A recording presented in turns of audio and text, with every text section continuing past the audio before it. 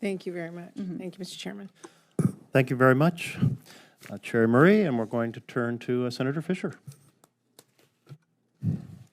Thank you, Mr. Chairman and Ranking Member. Madam Secretary, thank you for being here today. I'd like to start by discussing the administration's America the Beautiful initiative. Could you tell us to date how much funding has DOI spent on implementing the America the Beautiful initiative?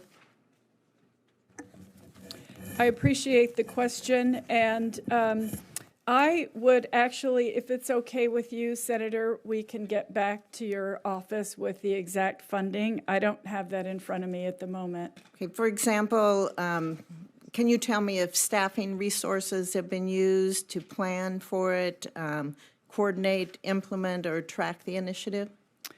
Thank you so much. The America the Beautiful, okay, so we have $140 million, which is an increase of $34 million for Fish and Wildlife Service partnership programs. I apologize, I just got the list. If that's okay, I'll tell it to you. $182 million, which is an increase of $8 million for Fish and Wildlife Service conservation grant programs, and those go out. The people can apply to those grants to help their projects, and $306 million for NPS, for the National Park Service. Is that funding that's been currently spent, or what you're planning to spend? We're asking for increases Okay. in the partnership programs and the conservation grants. Okay, I know in your request, you've listed the America the Beautiful initiative at least 86 times throughout the budget justifications. I just wanted to bring to your attention that Nebraska is a private property state. 97% of our land is privately owned. And as we look at this initiative, the fact that there is no clear authorization or appropriations from Congress means that there's no guardrails that's there. And I don't believe there's any accountability for how you would spend those funds. So that's caused a lot of concern with my constituents. In fact, we have at least 70 counties in Nebraska that have issued resolutions of disapproval for the 30 by 30 initiative.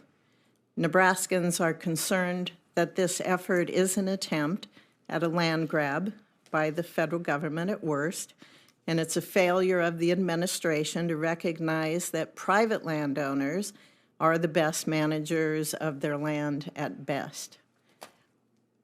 So given the level of concern that we see from Nebraskans and the majority of Nebraskans, can you tell me how the administration and how you are defining conservation in relationship to the goal that is listed with the America the Beautiful initiative, and how much land today would meet that definition?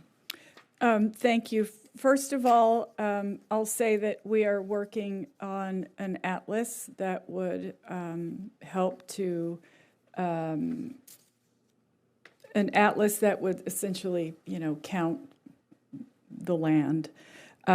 We also want to mention that the America the Beautiful initiative, it's really based on locally led conservation.